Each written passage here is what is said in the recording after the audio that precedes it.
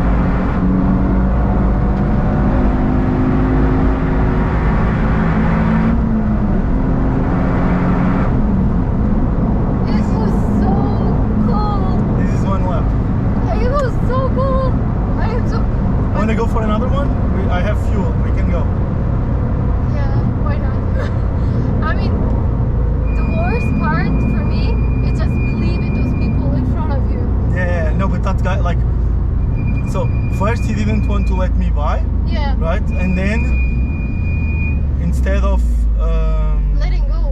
No, so this is at some point this is like a normal road, right? So there's the left lane and the right lane, and I'm on the left lane, so to speak. So he cannot cut the corner into me, like nuts, completely insane. And that corner is actually normal, so it's not like a corner where you would never overtake someone. It's quite normal to overtake there. Yeah. The guy just didn't care, like he didn't look. And the strength that you need to have, because I was like going up and down, up and down, and then you have to stick to this, and that's amazing. Yeah, for sure. Like so that's one of the things that is easiest with a Porsche, because it has like full bucket seats. So you even it holds you. Yeah, you can even put the 6-point belt, so you get completely stuck to the seat, so you don't have. And for me, like I'm driving, I can still hold on to the steering wheel, but for you, like the passenger, is even worse here on this car. And also like you are also sitting higher, so you will move around a lot. For me, like even so, when I do like 20 laps in a day, my muscles hurt the next day, because you are always contracting, the whole time to keep tight, right? To not. I mean, the feeling, the speed, and the car, how it's like holding to the ground. God, that's like really cool. I was always like laughing. I was like telling the other guys that we had like Fiesta Estate. I was like 150 horsepower, so it's nothing comparing to this. And then I was like laughing that on the turns that I was like afraid that it's gonna turn on the on the side. And like this one, you're going like 100, like I don't know, 200 something, and it's holding so good. And I'm so surprised. This car is really nice, but like even with 150 horsepower, you can have a lot of fun in here. Yeah, but I would never do that. How do people ride like that? God damn it! It's just, I think it's a bit of training. Like I come here. But when was the point where you like, the point where they decided it's like, the safe driving, and then, because this is not a safe driving, this is like crazy driving. No, for me, but that's the thing, like for me this is still safe driving. I'm not going all out. I still have, like the car has more, so I'm not braking at the last possible moment. I'm still leaving some space. I'm not. Still, the speed on the turns, and when you're like using a little bit of the side. Yeah, the curves. Like, but you can definitely still go faster, right? Like there's lots of traffic. I'm going maybe 8 out of 10 in terms of speed. So there's I need to leave a bit. This is my safety margin, right? And the thing is, like the more you drive here, I guess the more used you become to the track and how it is. And then even keeping the same safety margin that I had in the beginning, you're of course ending up going a lot faster, right? So I definitely just built the speed through time, like coming here and driving. But definitely you didn't start from like that, and if no. crazy. No. No, I'm a little bit like shaking. And I also had a good thing, like so I started. So this was the first racetrack that I drove in Germany. I had already driven racetracks in Portugal before I moved here, but like in Germany, this was the first one.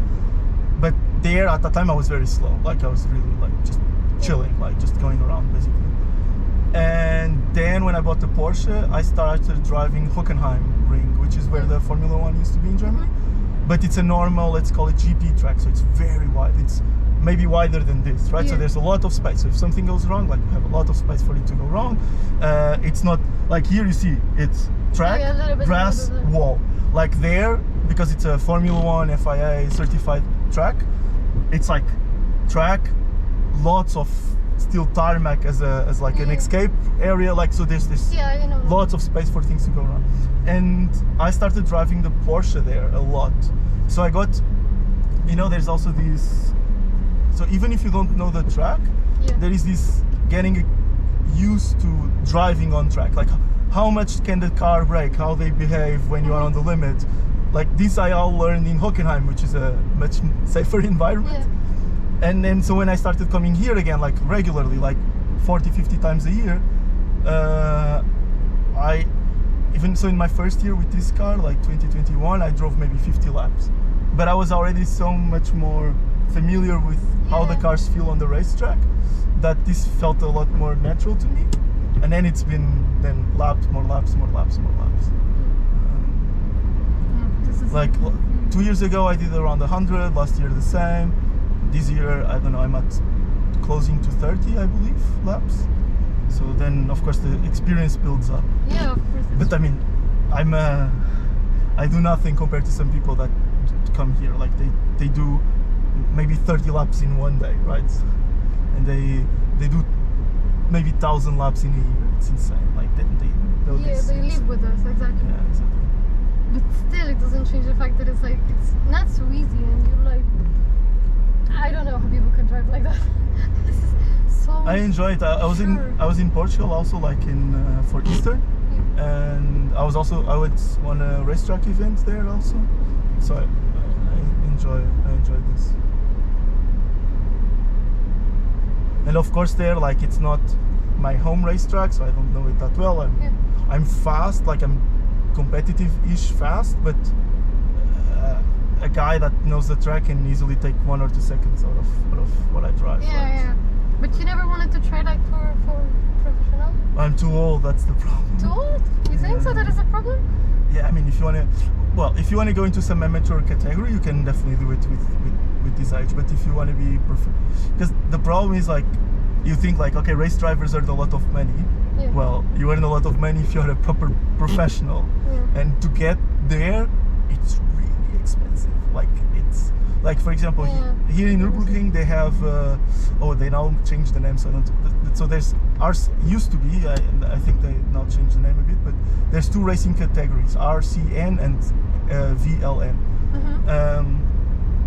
So to be able to race in the Nürburgring, you need to do I think it's either C or B type racing license, which is maybe 2,000 something euros. Then you need to do a special Nürburgring license. So there's a special racing drive license to be able to race on the Nürburgring. So that's another, I don't know, 1,000 euros or whatever. And then you need to buy all the equipment. So it's not like these gloves, it's fireproof gloves, of course the helmet, the hands, like all this, which is 4 or 5k. And then you need a car, right? Yeah, and all the parts changing all the time. Probably you are not buying your own car as an amateur. It doesn't make sense because it's usually like racing teams, so you need multiple people. So usually you rent a seat in a car. So you go to a racing team and you pay them to be able to race in their car together with their team. And this depends a lot on the car, but even on the cheaper end, we are talking about 25,000-30,000 for a year of racing, which is, I think, 20 races or something like this. Not much you get in as an income. You get nothing. You get nothing as income. Zero. Like, I mean, if you win some race, you get a pat in the back. That's it. So like it's. So it's better to stick to being a big fan and going like by yourself. I enjoy this. Like, I like this as a hobby, but I really don't need to be a professional racing driver or anything like this. So. Yeah, technically, I think that could be enough. Like the weekends. Yeah, I have super good fun like this, right? I honestly don't need more. And your wife is not worried? Oh, I think she's fine. She's fine. I'm coming with her here in. Yes, she's driving like June. Yeah, that's for the first time. For the first time, she's never been there. Oh, no, she never. Don't be surprised if she will say you don't go there anymore. I need to smooth her into this.